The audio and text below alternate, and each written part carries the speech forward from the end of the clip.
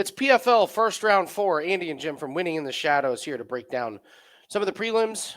We'll touch on all the fights. You're not going to get super detailed breakdowns on the fights that don't need it, and then we'll go over the main card. Let's get right into it. But first, hit the like button, guys. Subscribe to the channel. Leave us a comment. Tell us who you like. We're going to talk about our PFL pack that is up. We also have a 5% UFC and Live parlay that is up. We hit our 5% last week. And Jim is 5-1 in PFL plays this year. So he's beating his goal. Your goal was 70%, Jim. Congratulations. You're ahead of it. So we already have some plays up, and I have a feeling after weigh-ins we may have a little bit more. So, all right, let's get right into it here. Let's start with the prelims. We'll go through some of these. Polizzi and Rafael Xavier, I think we both kind of agree you're kind of probably playing with fire if you're wanting to bet on Polizzi at the big favorite, right? Well, he's taken money, and my biggest problem is the amount of damage that this guy has taken in his career. He had his jaw surgically reconstructed after he fought Yoel Romero. That was an even matchup. I just want to, you were like, he had his jaw reconstructed, and I flipped to this picture. He's like, yeah, my jaw was. I fought Yoel Romero without USADA. That's what happens. It's kind of what happens. It was very obvious what Yoel we got there in those Bellator days. So he just gets standing KO'd by Impa, which is, in hindsight, a bad look. I mean, Impa hasn't looked great lately. We love Impa. Impa's not standing KOing great fighters. He's not. He gets this win over Carlos Jr. Carlos Jr. needed just a win to get into the playoffs. And I swear to God, he didn't train a second for Polizzi. Not a second. And it was just an uninspiring, no cardio, old man looking performance. And it's not like Polizzi did anything special. Carlos Jr. just didn't show. So I think people are looking at that win blindly and saying, Carlos Jr. was exhausted. He was a mess. He was tired 2 minutes into the first round. He didn't get the sub, and then he was done. So you're the opposite end of the spectrum here. Rafael Xavier came in and almost put Simeon Powell on a 2-fight losing streak.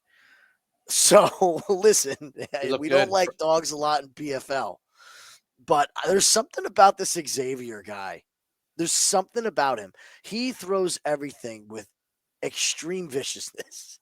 There's nothing soft about him. So I would be real cautious diving in on Polizzi as a favorite in this spot. If anything, I would be looking at to bet Xavier and hoping that he can touch that chin, which very obviously has been cracked recently with Polizzi. Not betting him as a favorite at all. Yeah, listen, he's got a couple losses here. One was to Powell, where he looked great in the first round. Mm-hmm. Absolutely fantastic in the first round. Loses a split in Octagon. Listen, 2 losses that are both splits, and you got to go back a ways to find the rest of his losses when he was kind of just getting, started in there. So I'm with you. I like Xavier in this one, and it's more of a I don't know about Polizzi as that big of a favorite. If the odds were pick 'em, maybe a little bit different story, but they're not. So we got to take a look at the dog here. Not thin Nascimento against Abraham Babley. Wow. I have nothing in this one. You? Another UFC fighter making the transition. We all know how this script plays out. Look, Babley doesn't have a lot of experience, and he is limited in his skill set. When these guys faced off, I was pretty surprised how much thicker Babley is, and the height difference isn't nearly as pronounced as I thought it would be.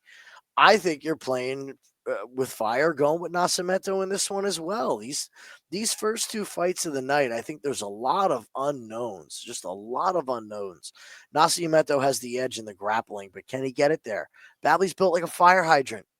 How are you going to get him to the ground? He's got to be really slick with his grappling. And if it's on the feet, I don't know, man. Nascimento just seems wild and open, and Babley does a real good job of keeping his chin tucked and staying in the pocket.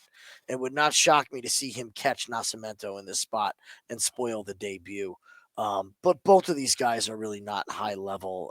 I would avoid this unless you have a strong conviction. Definitely not betting the favorite to start the night.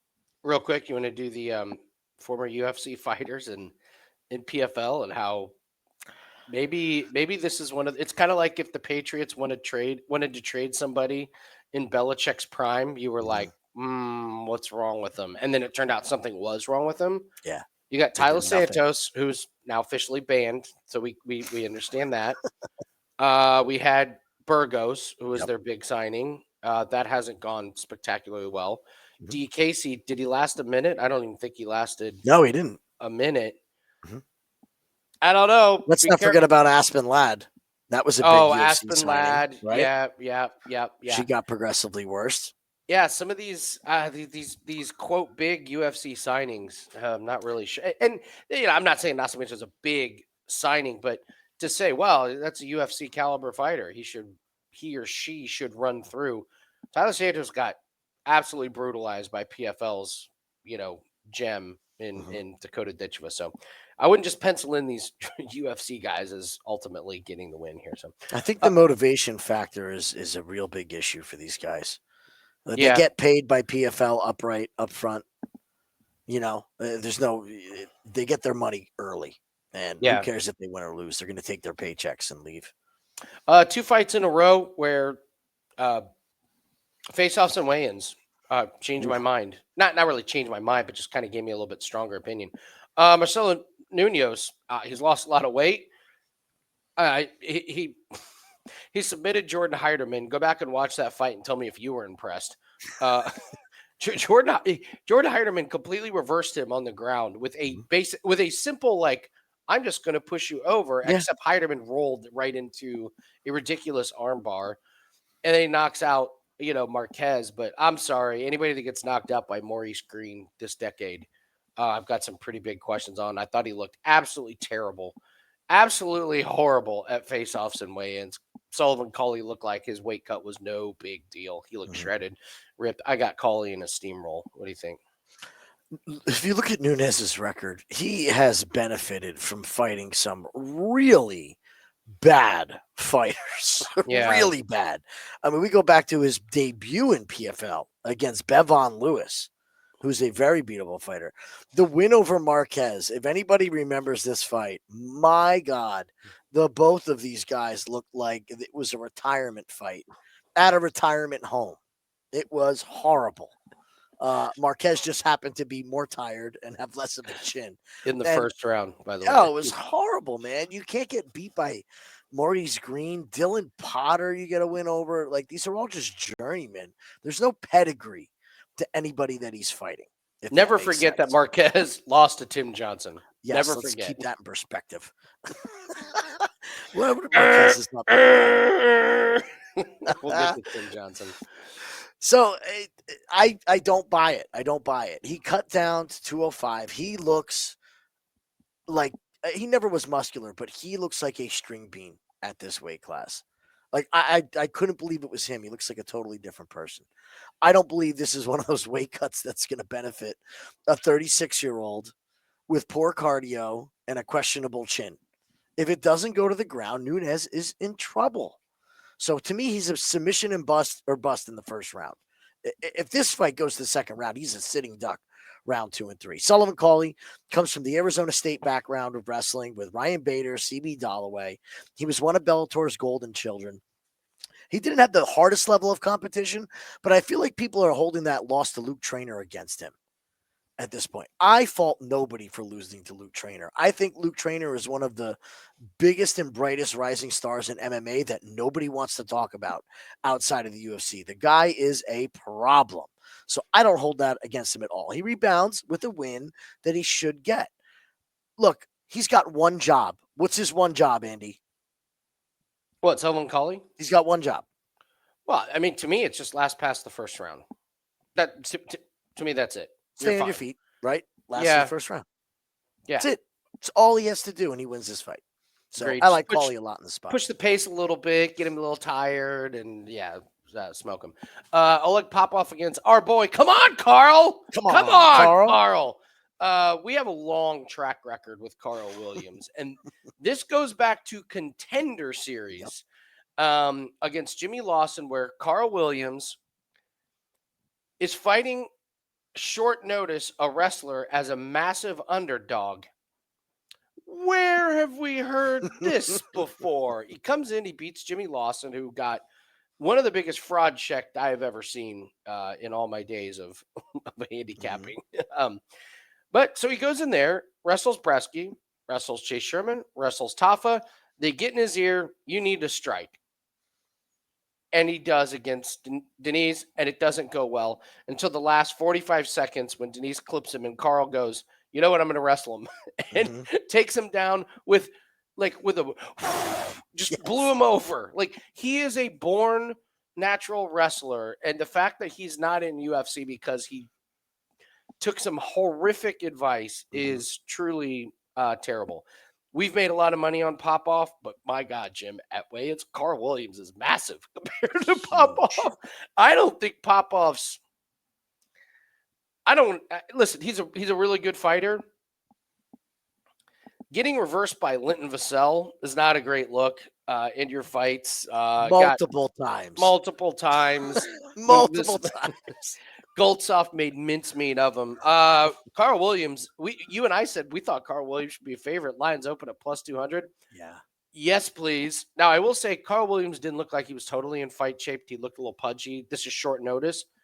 If he goes back to his wrestling ways, I just don't think Popoff is going to be able to out-wrestle him. And like you said, you thought Karl Williams' striking was bad. Where do you see Popoff's? I love the underdog here in Karl Williams. What do you think? It seems too good to be true. Honestly, I think Karl could win this on the feet as well. I've seen nothing from Popoff striking to say that it's going to be anything that Karl Williams hasn't seen a million times in the gym and in the UFC. He's fought way better strikers. I mean, Denise, say what you want about him. He's a world-class striker and kickboxer. It's just all he could do, and he didn't knock out Karl. So, look, Popoff, it's a chain wrestling thing. I don't know if Popoff is going to be prepared for when these takedowns get stuffed. And Karl has made a career out of being the underdog already. I'm not worried about him not going to the wrestling, Karl, because he doesn't have anybody in his ear now. PFL signed him. He also, take this for what you will, he has been in Tim Johnson's training camp. Now, if Karl's fighting Tim Johnson, I'm not sure they're really setting a high pace, so the cardio is not going to be through the roof, but he was at least training. The people were making it sound like Karl was just getting off the couch. He's been there for 3 months in the training camp, so I think he's going to come in somewhat decent shape. To me, Karl can win this everywhere. There's just something missing. Haven't got there yet. Popoff could end up being a lay and pray for 3 rounds, but I'll tell you this. I'll take Karl after seeing the weigh-ins. I think the size is a big factor. Yeah.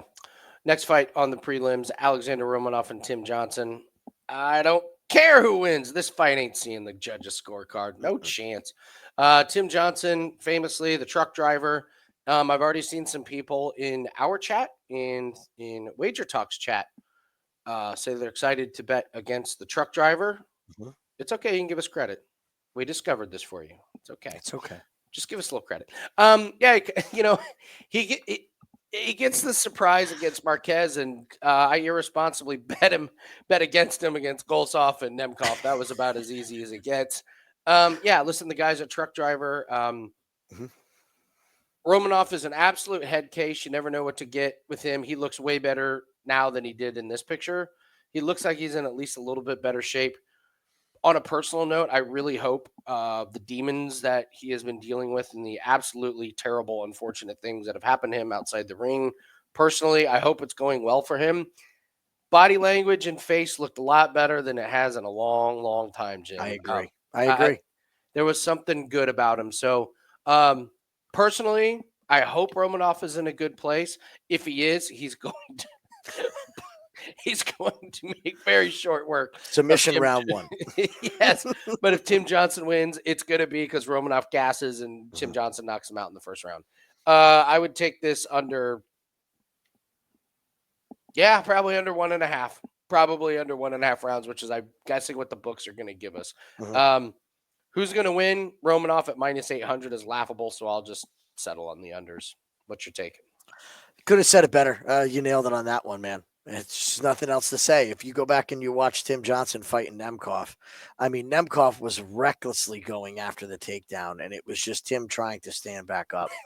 Now, the thing is with Romanov, too, is once he gets you on the ground, he puts his big giant belly on you and does not give you space. So I think this is going to be even worse than the Nemkov fight because there's no room. There's no room. He's going to be stuck on the ground. I love the headspace of Romanov coming in here. I agree with you. I hate betting under 1.5s, but this is one that you have to play if it's a decent number and hold your nose and just scream at the TV. Come on, Romanov, get him out of there. Yeah. This way, if he gasses out 2 minutes in and Tim Johnson knocks him out, you're still happy. Love it. We mentioned our PFL pack and our 5%. We're 10-2 and 5% best bets in 2025. Listen, we always preach long term. If it were up to me, the minimum amount of plays that people would be able to get from me is 30 days. That way, you get to see a full month of what Jim and me and Corbin and Jan and Dan can do. We have a huge lacrosse play that goes off on Thursday. Corbin's been doing really, really good in all of his sports. We got golf. We've got cricket. Cricket department is on fire, 11-3 run. I get this is a UFC show, so if you're just looking for one bet, allow me to point you to the 5% gold UFC plus live golf parlay. We hit this last week. If you want PFL, this is a spot where I could say yes, you should get this pack. There's already a couple plays up. Jim wants to hit 70% this year. We're 5-1. Plus 11 units so far in 2025. I've not included the that crazy PFL debacle play that we have. I've gotten that out of the records. So when we talk about our PFL record, nobody leave a comment because it's not in there. It doesn't exist. That play never happened. Get it out of your memory and get it out of the comments section for the love of God. All right, but anyway, so let's 5-1 without it, so nobody can say nothing. Thank you. 5-1 without. Yes, yeah. There was a controversial PFL play for those of you that have been watching. But no, in all seriousness, we're going to close out April. This will be our 15th profitable month out of the last 18. That's why we say give us a long, extended period of time. I can't guarantee I'm going to win on Saturday. Jim can't guarantee we're going to win. Boy, you give us 30 days. I think I can say, hey, I think you're going to be happy with the results. 15 out of 18 months is not too bad. But it's a UFC show. Go grab the PFL best bets and the 5% best bet. Or just get a 3-day pass and you're going to get all of this, get your MMA fix in. So that's over at wagertalk.com. I never thought I'd say we moved to the main card and Karl Albrektsson, but here we are. First off, this guy's hair, whoever told him he should cut it off needs to get a talking to because his hair's amazing. He's got a shaved head. Kind of his thing. Yeah. I'm amazed that he made it. You took my line. Oh, go ahead. I was saving that. I'm sorry. Sorry. Keep going. Beautiful. I mean, look like what's amazing is they can't even try and rebook the fight. It's all against different people. I know. I'm shocked the fight's still on. I'm with you, bud. You know, he just got knocked out in Superior Challenge 27. Well, thank God he won in Superior Challenge 26. I have never heard of Superior Challenge. I truly do not. I've never heard of that promotion. Bellator against Grant Neal didn't go well. Karl Moore went even worse. I just don't know what he does very good. I'll let you talk about Simeon Powell here. Smooth. Love the nickname Smooth. It's a great nickname. And it is kind of how he fights. He fights at range. Not really big on combinations. Does a great job of mixing up his strikes, head, body, legs. Will go to the calf kick. He's got a longer reach than John Jones. Is that wild or what? Wow. His wingspan is bigger. So he's going to have a 3-inch height advantage and a 10-inch reach advantage in this fight. I mean, that's a whole nother arm on top of your arm. So let's talk about the elephant in the room here. This loss to Jacob Neto. He's hand fighting, and all of a sudden there's a third arm reaching around his neck. Yeah. He's like fighting an octopus. Yeah. He fights Jacob Neto, and he gets clipped. Now, that's what Jacob Neto does. Let's not hold it too much against him because let's not forget, Jacob Neto was almost in the finals because he had Impa on skates in round 1. The guy hits hard. Powell just happened to get caught. It is what it is. It happens. And honestly, he was due for a loss. This is one of my favorite angles in sport. Okay. I had a big bet on Rafael Xavier, on Powell over Xavier. Why? Because he got the loss out of the way. he got rocked in that Xavier fight, and he found a way to get his wits about him, get through it, and win the decision. It wasn't an easy fight.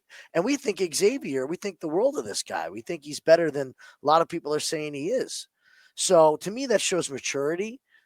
Finally stepping up and fighting these guys that are good, legitimately can beat you on any given night. If you run that Xavier fight back, Powell maybe wins it 6 times out of 10. In hindsight, I think that's way closer. And Albrektsson just has shown that every time he steps up in competition, he gets sat back down. Mm-hmm. So to me, this is Powell. This is Powell by finish at some point. He's just going to find the chin of Albrektsson. This is a total setup. Right before we started recording, one of my favorite things to do in PFL is look at the video packages. And when they're spending all this time talking about Karl Albrektsson, it's because they want Powell to knock him out so they can say that he fought a good guy. Powell is their guy, okay? It's not Albrektsson. They want Powell to move on. He's part of the PFL Europe. This is the guy they want to move on to the next round, and they're giving him a pretty nice matchup to start. Antonio Carlos Jr., Karl Moore. I thought this was interesting in weigh-ins. Thought Carlos Jr. I thought he looked good.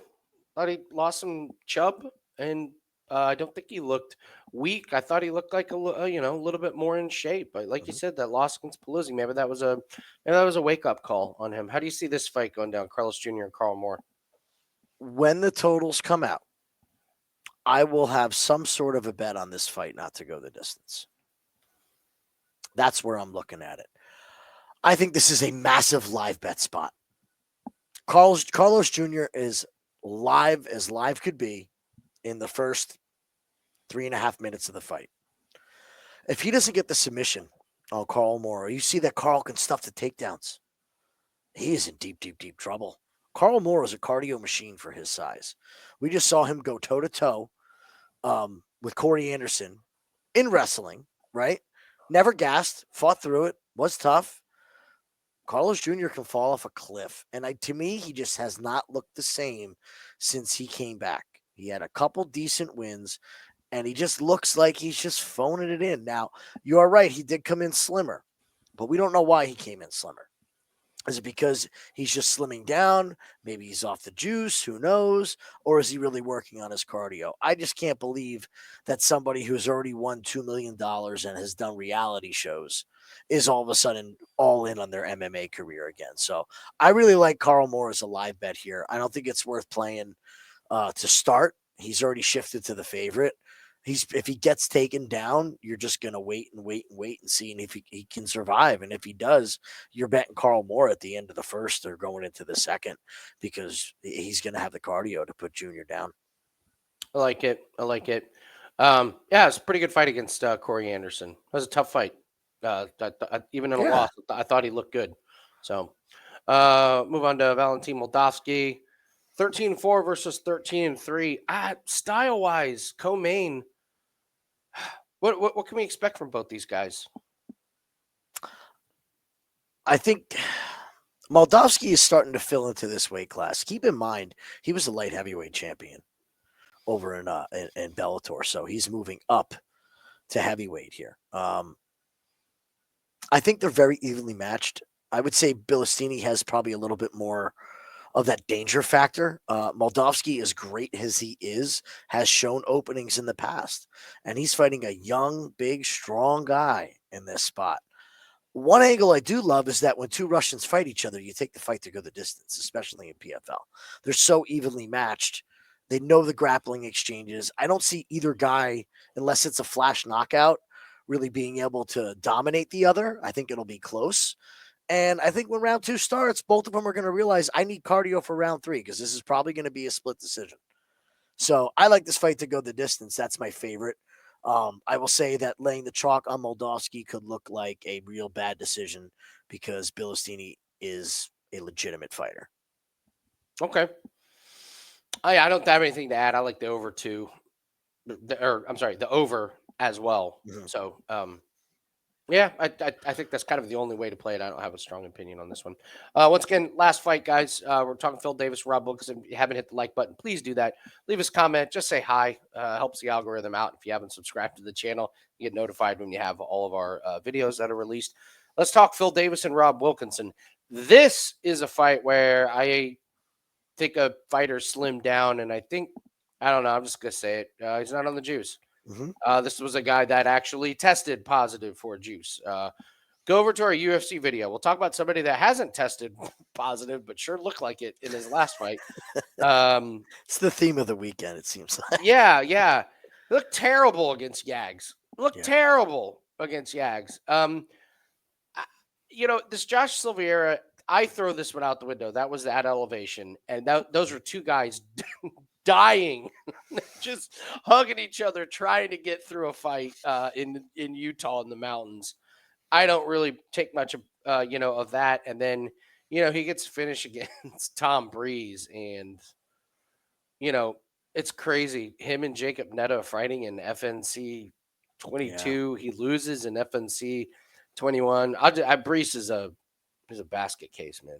Mhm. It's just a basket case. I don't see it from Wilkinson. I don't. I think this is Davis. I think this is where Wilkinson starts to get exposed. Without the roids, just haven't really been that impressed outside of the Breeze fight. So I'll take Davis in this one. What do you think?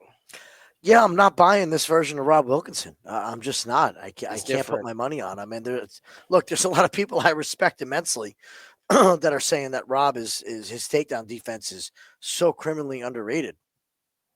Rob's big game was the fact that he could hurt you.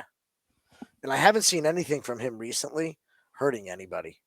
I really haven't. It just seems that the punching power is not there. The cardio has looked okay, but that aggression, that punching power, that volume, his volume has fallen off an absolute cliff. And I think this is a recipe for disaster against Phil Davis. This could be the most boring 3-round fight that we have seen in a long, long time. And not only that, Rob Wilkinson comes out yesterday and tells Phil Davis, come meet me in the middle, Phil.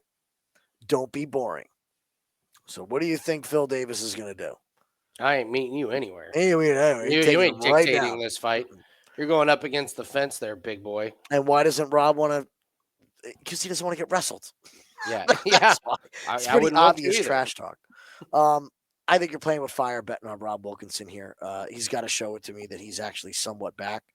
And I think Phil Davis can make this ugly and win a decision, and we'll get a chance to fade the 40-plus-year-old Phil Davis. Unbelievable, he's 40, right? I mean, this picture's laughable, but just come on. He ain't 40 there. I mean, ChatGPT couldn't make something like that. Come on, give me a break. Close split loss against Corey Anderson, but a couple wins before that, losing to Nemkov, whatever, bunch of wins before that. So I'm with you that I think Wilkinson's on the fade train. So, all right, guys, that's going to do it for us. Again, don't forget to pick up that 5% gold parlay. UFC plus Live Golf. That starts they're over in Korea, so it starts Thursday night. The golf tournament does.